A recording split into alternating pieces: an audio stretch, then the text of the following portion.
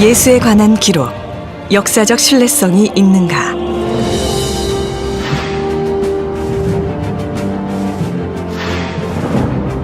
예수의 생애를 담고 있는 성서의 역사적 신뢰성에 대해 문제를 제기하는 사람들이 있습니다. 그렇다면 역사적 신뢰성은 어떤 기준으로 어떻게 뒷받침할 수 있을까요? 일반 역사의 신뢰성을 뒷받침할 수 있는 4가지의 기준이 있습니다.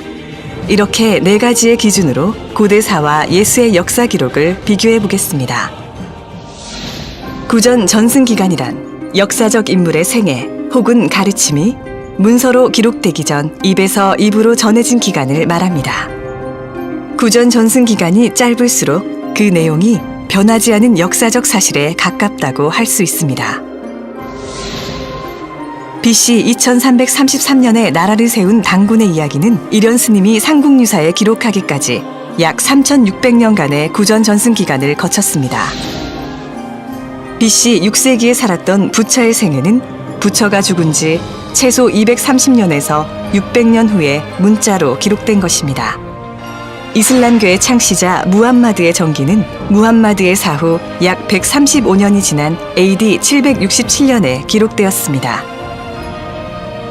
공자의 생애에 관한 유일한 책은 사마천의 공자세가입니다. 공자가 사망한 지 약 400년 후에 기록되었다고 합니다.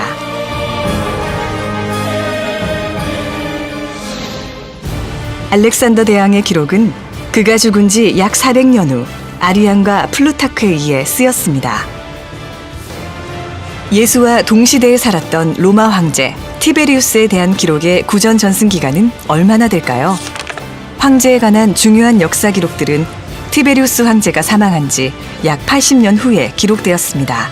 당시 로마의 황제와 도저히 비교될 수 없는 이스라엘의 무명 청년 예수, 신약 성서에 나오는 예수의 생애와 가르침은 그가 죽은 후 약 30년에서 60년 사이, 그리고 예수에 관한 사도 바울의 가르침은 예수가 죽은 지 약 18년에서 35년 사이에 기록되었습니다. 고대 동서양의 역사적 인물에 대한 기록의 구전 전승 기간과 예수 이야기의 구전 전승 기간을 비교해보면 예수에 관한 역사적 기록이 가장 짧다는 것을 알 수 있습니다. 예수에 관한 기록은 구전 전승 기간이 짧은 만큼 높은 역사적 신뢰성을 지닌다고 할 수 있습니다. 원본과 필사본 사이의 시간 간격. 구전 전승 기간을 거친 후 기록된 고대 문서의 원본들은 일일이 손으로 베껴 적어 후대에 전해졌습니다.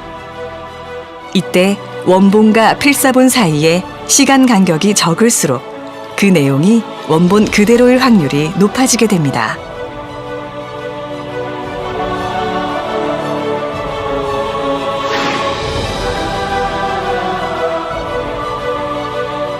사본의 개수. 고대 기록물 중에서 성서만큼 많은 개수의 사본이 존재하는 기록물은 없습니다. 사본의 수가 많을수록 내용의 신뢰성은 높다고 할 수 있습니다.